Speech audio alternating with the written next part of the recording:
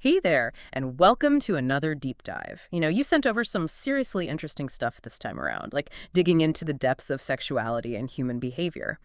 So today we're going to take all the sources you provided and kind of condense it all down and pull out the most surprising and insightful bits and pieces, right? So you can be in the know without having to wade through a mountain of info. Right on. We're going to be exploring some surprising aspects of sexuality and human attraction, all based on those sources.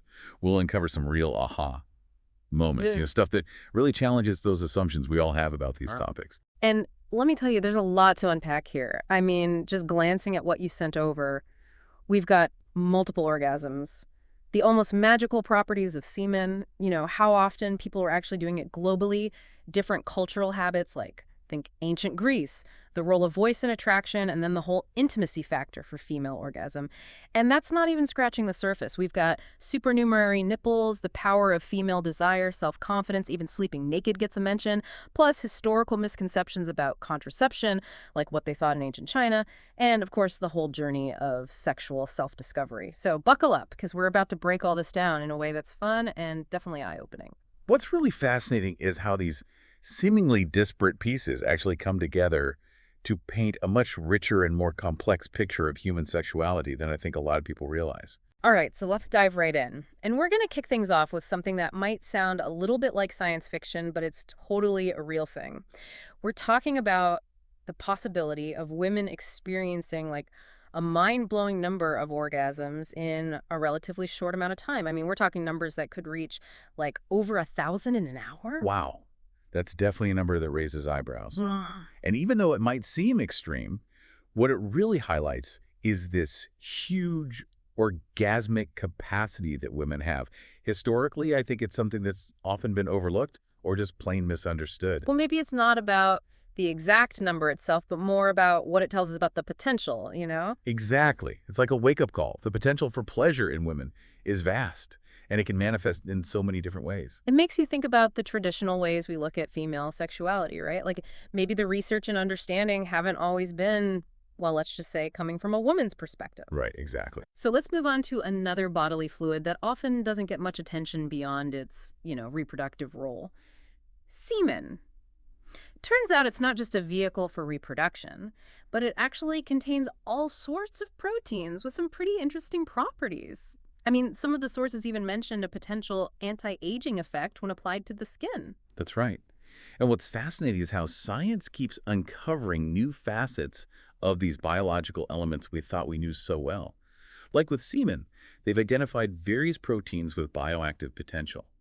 And while this anti-aging thing might sound a little out there and definitely needs more research, it does suggest that these fluids are way more complex than we once thought. I mean, it makes you wonder, right? Like, what else don't we know about the stuff our own bodies produce? Exactly. There could be all sorts of biological functions we haven't even discovered yet. Now, let's zoom out for a second and think about the planet as a whole. It's estimated that around 100 million sexual acts take place every single day. And at any given moment, something like 65,000 couples are, well, getting busy. That's a pretty mind-boggling number, right? It really is. And when you connect this to a global perspective, it kind of reveals the fundamental nature of sexuality and the human experience. I mean, think about it. Across cultural boundaries, beliefs, lifestyles, the pursuit of intimacy and sexual pleasure is a constant. Right. So even with all our differences, this is something we all share. Exactly. It's a core part of what it means to be human. And speaking of differences, culture plays a huge role in how we experience and understand our own sexuality. For example, your sources highlight how often Greeks, report having sexual encounters. Seems they've historically had a pretty open and permissive attitude toward, well. So I gotta ask, how do you think this kind of more open cultural attitude influences how individuals experience their own sexuality? You hit the nail on the head there. What this Greek example shows us is that societal norms, history, philosophy, they all shape a society's attitudes towards sexuality in really significant ways.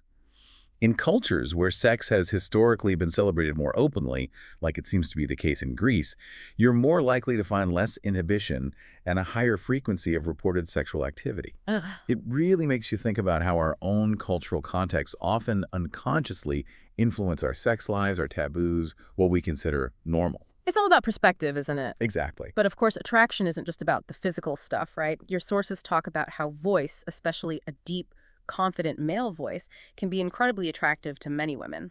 So what's behind this connection between voice and attraction? Is it purely biological, or are there social and cultural factors at play too? I think it raises this really important point about how complex attraction actually is. It's not just visual. Auditory cues like voice play a big role too.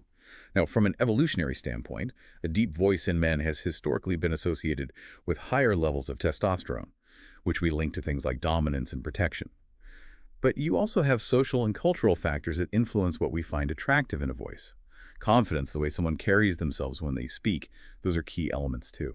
So if you've ever found yourself drawn to someone's voice, you're definitely not alone. There's something deeper going on there. And delving a little deeper into those intimate aspects, your sources emphasize patience and communication, especially when it comes to the female orgasm. They mention that, on average, a woman needs at least 15 minutes of stimulation to reach climax. Why do you think this is such a crucial piece of information, and what implications does it have for sexual relationships? Well, I think the key takeaway here is that sex isn't a race. Time and dedication to exploration and mutual pleasure are vital. Yeah. And this whole thing about the average time for female orgasm underscores the need for open, honest communication between partners. Understanding each other's rhythms and needs is essential for both people to feel satisfied and understood. Right, it's a two-way street. Exactly. And if those differences are ignored, it can lead to frustration and a less fulfilling experience for both partners. Absolutely. And on that note, your sources encourage couples to explore different forms of intimacy beyond intercourse, like oral sex, which, surprisingly, has been linked to higher levels of happiness in relationships. What are your thoughts on why this variety in sexual practices can have such a positive impact on relationship satisfaction? Well, what's interesting here is how variety in intimacy can really enrich a relationship. Oral sex isn't just about physical pleasure, it's also an expression of intimacy, trust, a desire to please your partner.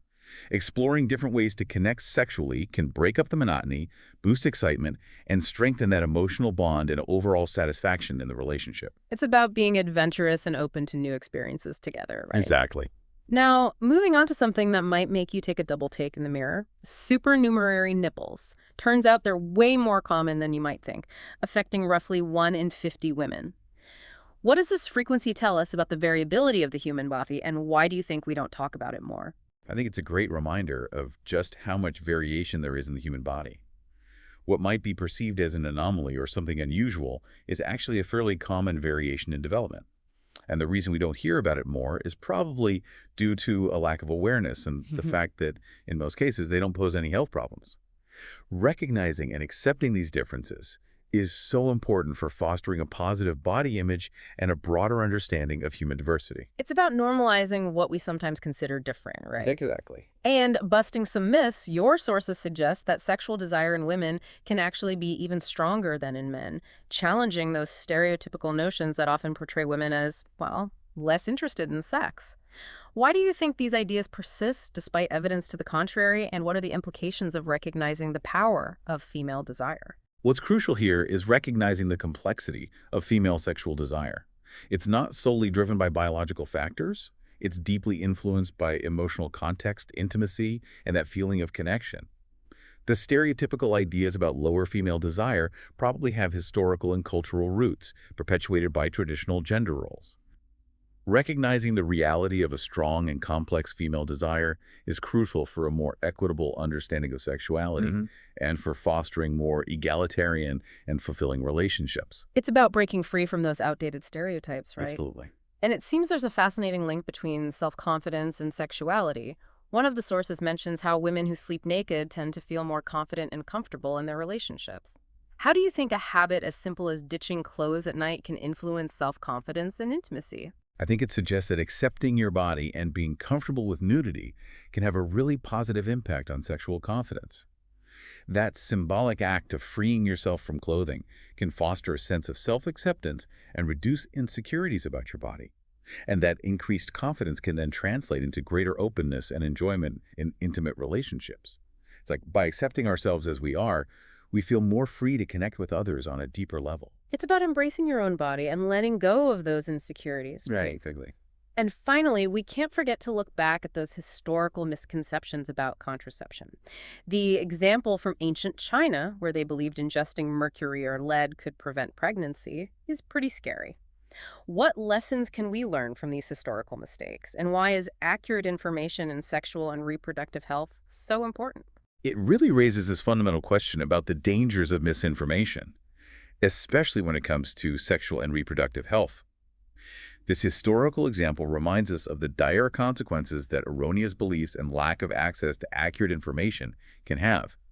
It underscores the critical importance of comprehensive sex education and access to reliable, evidence-based information to protect people's health and well-being. It's a reminder that knowledge is power, especially when it comes to our own bodies and health. Exactly. So as you can see, we've covered some fascinating territory here, from that amazing orgasmic potential to anatomical curiosities to those deep cultural influences and the vital importance of confidence and communication in our sex lives. To summarize, we've explored the surprising capacity for multiple female orgasms in a short period of time, the unexpected properties of semen, the immense global scale of daily sexual activity, the striking cultural variations in sexual habits, using the Greek example as an illustration, the influence of non-physical factors like voice on attraction, the need for time and communication in female sexual response, the common occurrence of anatomical variations like supernumerary nipples, the evidence challenging traditional views on female sexual desire, the connection between self-confidence and sexual well-being,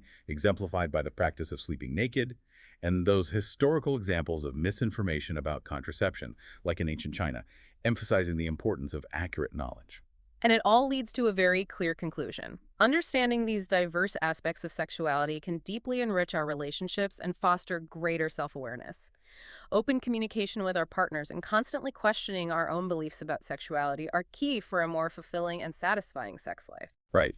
By gaining a better understanding of the diversity and complexity of human sexuality, we can build more authentic and fulfilling relationships based on mutual respect, empathy, and a deeper understanding of each other's needs and desires. And for you, our listener, who's joined us on this deep dive, one final thought to ponder. Considering the vast diversity in sexual expression and the ever-evolving nature of our understanding, what long-held belief about sexuality might be ripe for reevaluation in your own life or in society as a whole? Is there a taboo or preconceived notion that perhaps it's time to challenge? Sexuality is an ongoing journey of self-discovery and connection with others. We hope this deep dive into your sources has prompted some reflection and further exploration of this fascinating and fundamental aspect of the human experience. Thanks for diving in with us. Keep exploring, keep reflecting, and keep those conversations going. Until next time.